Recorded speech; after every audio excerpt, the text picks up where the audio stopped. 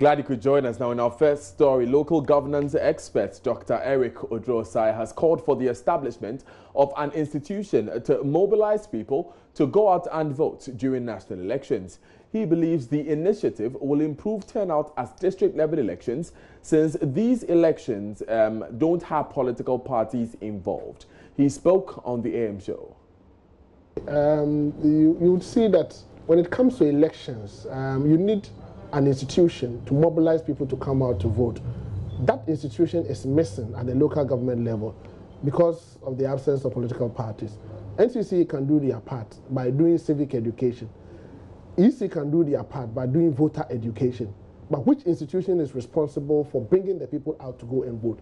People will not come out naturally to vote.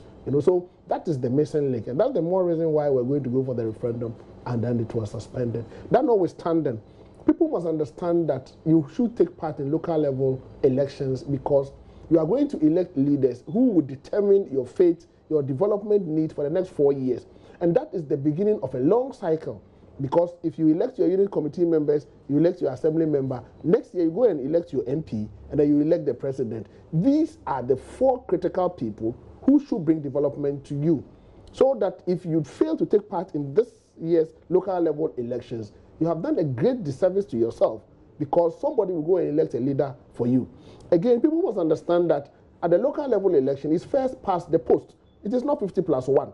So maybe if you fail to vote, your one would help the people elect a bad leader. So you need to go out there to add your one to it so we can have good leaders. You see, the opportunity we've missed is that we've missed an opportunity to quality assure the process to get good leaders. Because as it stands now, anybody at all can come up. But if you were to introduce the political party, you could have quality assure the process and make sure that the people they put up have some level of competence to bring development. Aside from that, we could have managed these challenges we claim we have at the national level using the local level systems. To balance it. Because if you have checks and balances in the system. What do you mean by that? We're just balancing emotions. Yeah, we are balancing emotions. But what I'm saying is that at the local government level, for instance, if you think there are a lot of acrimonious things happening at the national level, at the local government level, if we are able to devise a means of resolving it in an electoral area, we can up it to the regional level and then up it to the national level gradually. We'll be finding a solution to it. And then you see, one thing that we've also missed is the accountability bit. Because now it will become extremely difficult to hold people accountable. You hold an individual accountable, you don't hold a political party accountable. But if you were to introduce political parties, what was going to happen is that in as much as you hold the individual accountable, the political parties may also feel guilty that their candidate is not performing. In that case, they will always make sure that the candidate is performing.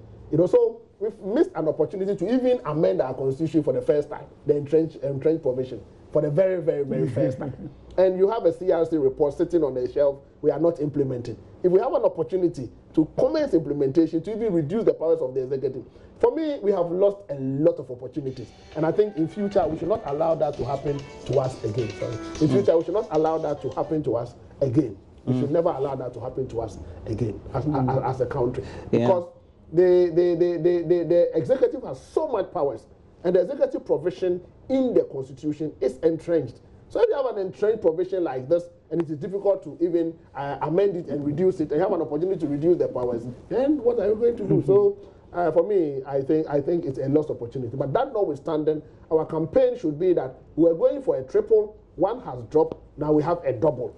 The double is also important, because we need good local level leaders to be able to bring development. So go out there and vote for assemblymen.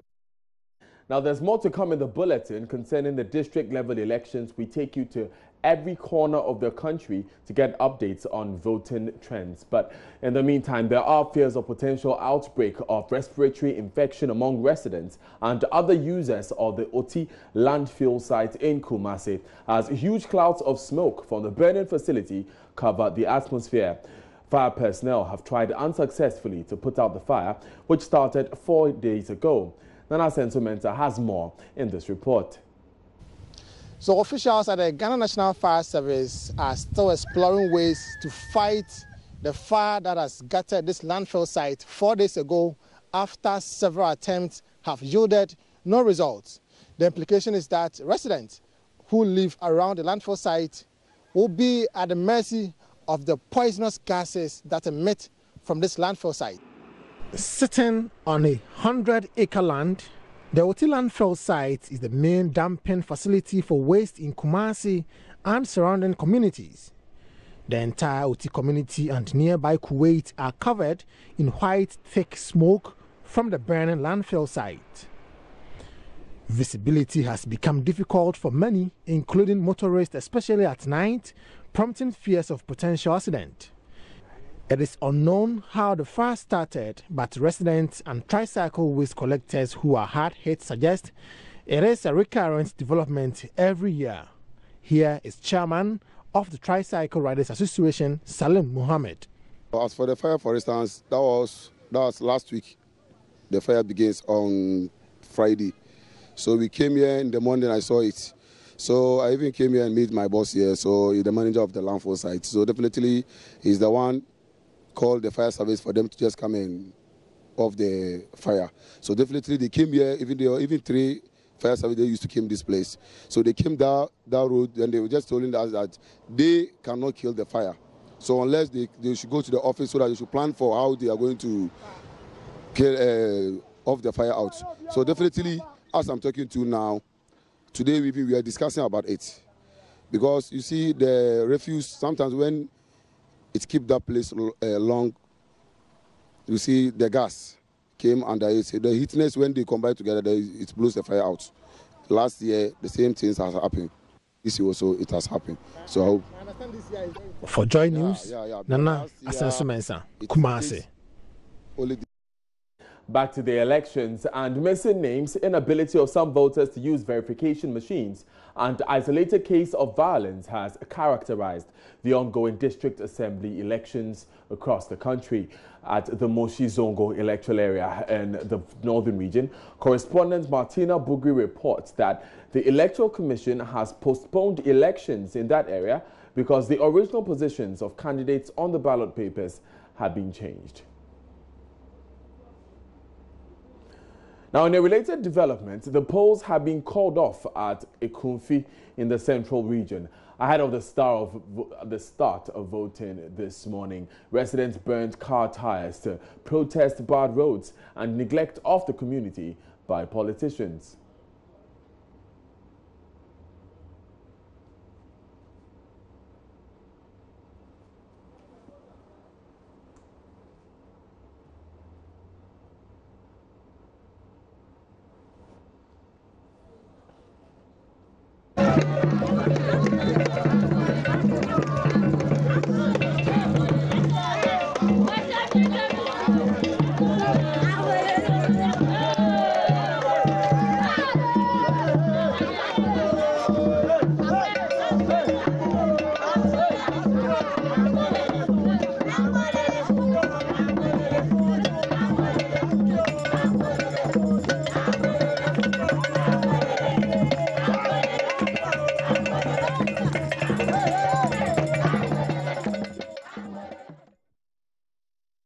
In other areas, a number of voters cannot find their names on the register. My colleague Erastus Asari Donko joins us with more. Erastus, have the issues about the missing names been resolved? Hello, Erastus. Unfortunately, we are finding it difficult to reach Erastus Asari Donko. We would move to other areas and reconnect with him when we have that update. Meanwhile, President Akufo-Addo has voted in his hometown Chebi this morning in the ongoing district assembly elections. The president, who arrived early this morning to a rousing welcome from members of the community, went through the poll successfully in the company of his security detail.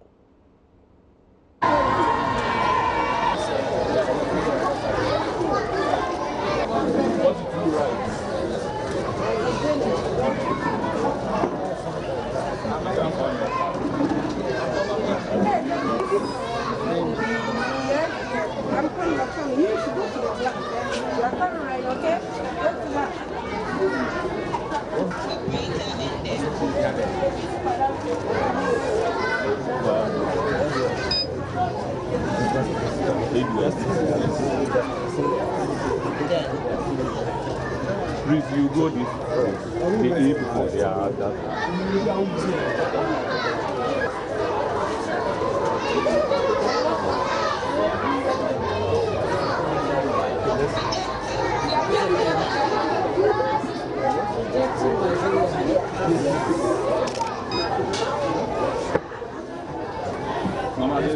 Left.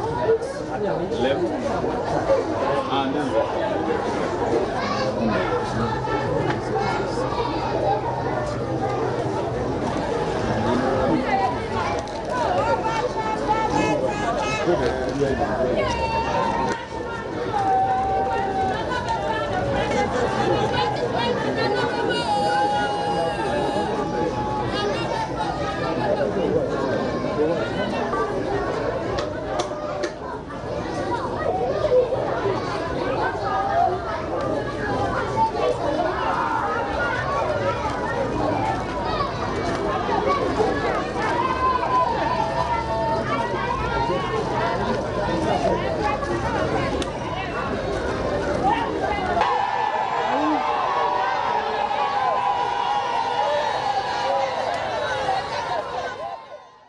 Now, Vice President Dr. Mahmoud Bawumia was among the first to vote at 7:26 a.m. at the Periga DA School polling station in Wale Wale.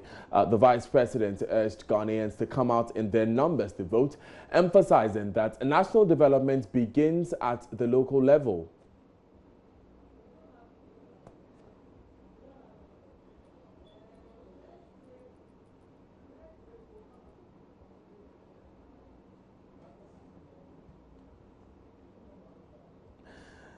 It's live on JoyNews today. Expect more after this.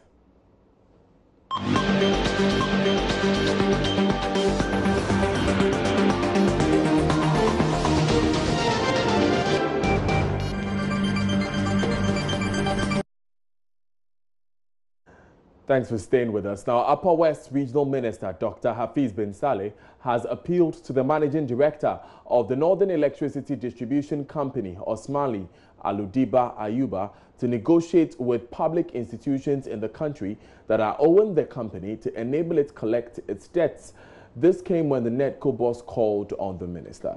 JoyNews' Upper West correspondent Rafiq Salam reports for more. The one-day working tour of the Upper West region by the Managing Director of the Northern Electricity Distribution Company, NEDCO, Osmani Aludiba Ayuba, is to interact with officials of the company on their concerns and challenges they are facing in their operations with a view to finding lasting solutions to them. His first point of call was at the Upper West Regional Coordinating Council, where he called on the Upper West Regional Minister, Dr. Hafiz bin Saleh. One thing that was key on their discussion was the huge bills owed by public institutions in the region, which the regional minister pleaded for more consultation between the institutions and the NEDCO. A couple of months ago, Vieira NEDCO embarked on a special disconnection exercise, which led to the disconnection of the Work Campus of the University for Development Studies, UDS, and the Work Polytechnic. The two institutions owed Vieira NEDCO a total amount of a little over 7 million Ghana cedis. The Upper West Regional Library is also on the verge of bearing the brunt of the Vieira NEDCO, as they owe several thousands of Ghana cedis through unpaid electricity bills. Often you threaten them by indicating that you're going to cut supply of your services to them. Whatever it is, I will appeal to you to always sit and dialogue with them so that together you can lay down a plan where they can graduate the payment of their indebtedness. We don't expect that you can cough the money all at once for us. So for those that we think they cannot immediately get the money, we come into an agreement with them, sign an MOU, and that is normally mutual. We sit and talk and see what is reasonable to each party. So on this Ghana Library Board, I don't know what happened, but I'm sure my team would have agreed with them before they reach. And if they are finding it difficult to honor that, we can always go back to the drawing board again to look at the numbers. The NEDCO MD, Osmani Aludiba Ayuba, ceded to the request of the regional minister of setting up a dedicated power station for the new Upper West Regional Hospital to prevent the state-of-the-art equipment installed at the facility from being destroyed as a result of power fluctuation. We should do everything in our capacity and capability to see how we can protect this very expensive equipment. So my area manager, together with area engineers, have started working on assessing how much it will cost, the estimate to get a dedicated line for that. And so very soon you would hear us come with such an estimate. And if it goes beyond us, of course, we would also talk to the Minister of Energy. Mr. Osmanu Alodiba Ayuba ended his day with a staff there at the work office of VRNRQ. Reporting for JoyNews, Rafiq Salam. Rafiq himself joins us on Skype now. He has the latest on the district level elections ongoing there. Rafiq, tell us how the election process has been today in the Upper West region. In the Upper West region, we have 293 electoral areas. And then out of these 293 electoral areas, around 998 people have penciled their names to contest these elections. When you come to the one municipal assembly, one municipality where I'm reporting from, we have 96 candidates. Out of these 96 candidates, only one is a female. And so we have 31 electoral areas in the one municipality. And then also, I can also report to you that out of these 31 polling stations, only one election is not taking place there. That's a separate electoral area. Because the unit committee elections, the ballot papers for the unit committee elections were in, but that of the ballots for the assembly members were not in. So I tried to speak to the Upper West Regional Director of the Electoral Commission, Ali Osmanu Adamu, and he told me that, yes, they have received that concern, and so he has forwarded it to Accra. And as we speak now, they are currently printing the ballot papers in Accra, and will be airlifted to work either today or tomorrow for elections to take place. So election in that particular locality has been postponed in that particular area.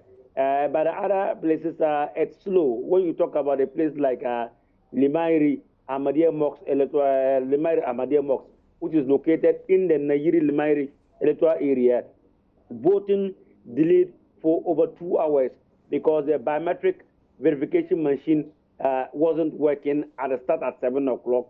They have to call the head of technician at the EC, Luis Atta, to come to fix the challenge. So they are talking about extending the voting time in that particular polling station. But when you move to other areas like Kambale Primary, where they have 3 polling stations there, it's moving on peaceful. But I can also report to you that in some areas, in almost all the areas that we have visited in the one municipality, the turnout is very low. It's not as like the general elections that we have many people. Because this place that I talk about, the Kambale area and then also Limairi electoral area, these are the heavily populated areas in the one municipality. But you go there, nothing seems to be happening seriously.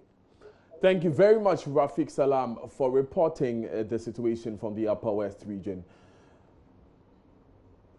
That was Rafiq from WAM. And now the Food and Drugs Authority hopes to secure world-class food safety standards in Ghana by this time next year.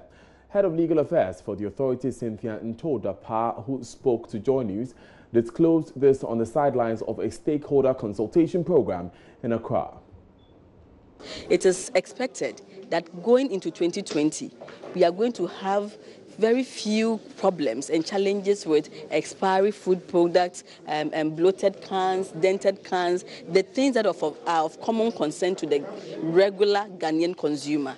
So we are hoping that come 2020, when you enter or you meet any food item, you are going to purchase one of the best quality as you could do in any part of the world.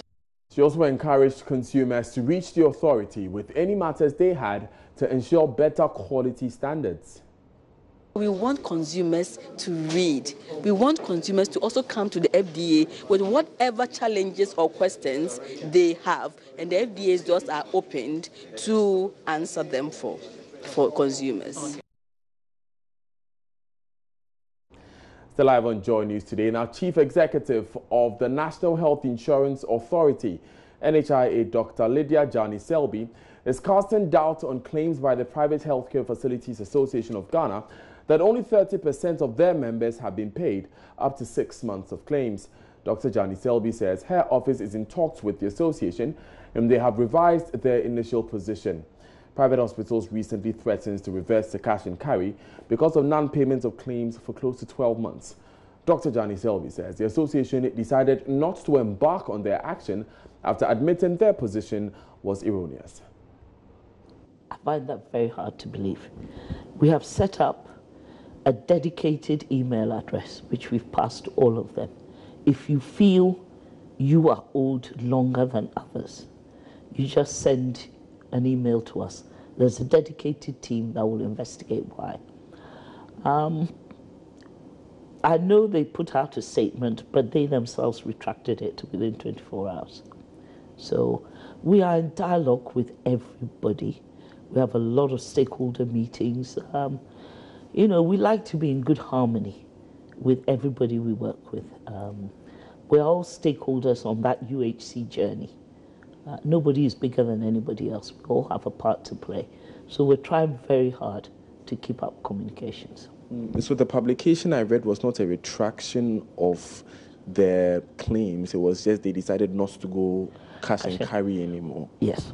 Yeah. So does that mean they have been, but in your words, they have been paid? We pay every day. We pay every day. But on talking to them, they themselves realized that some of what they put out there was not quite right.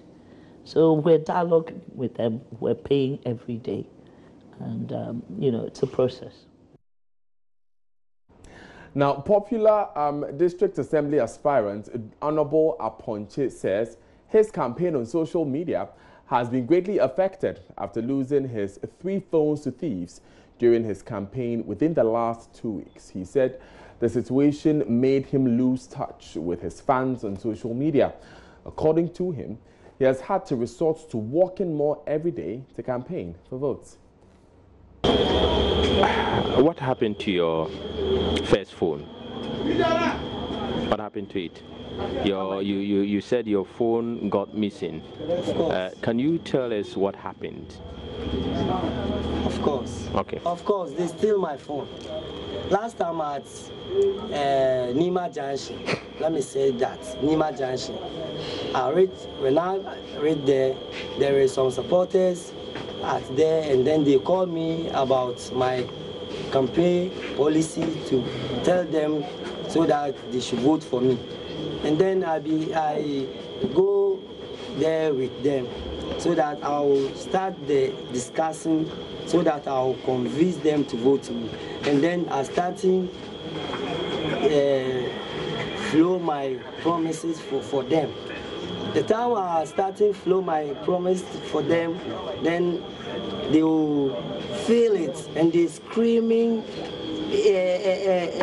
pull me out. They raise me up and then they scream, hey, Akuya, you are good. They will vote for you, Honorable Aponche. The time they will say that, they will raise me to screaming and they will appreciate it for me. Then some people also, hands is inside my pocket to release my phone. I don't know. Me, I know that, oh, they will feel. That's why they raise me up. Then I also feel. Then it's not that, meanwhile, his hand or the hand is inside my pocket and they raise my phone, go away. Of course, the time I'll go home, Then I want to check my phone. Either it is inside, it's never.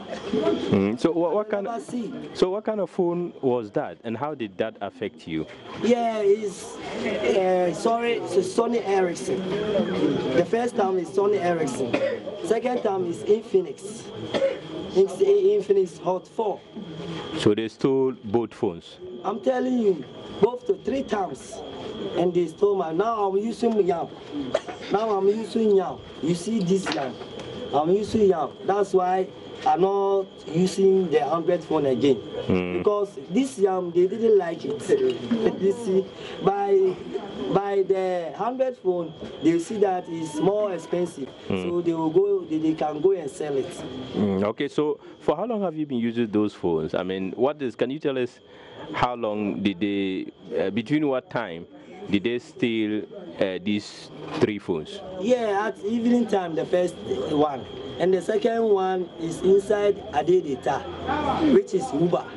And the third time is the community at Nima Junction.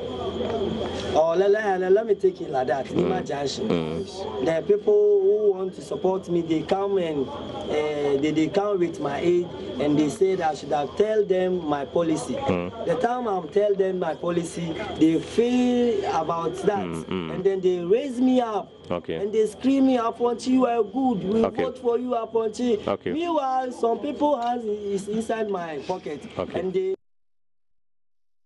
All the best to Honorable Aponche and all other aspirants today. It's now time for business here on JoyNews Today. Stay with us.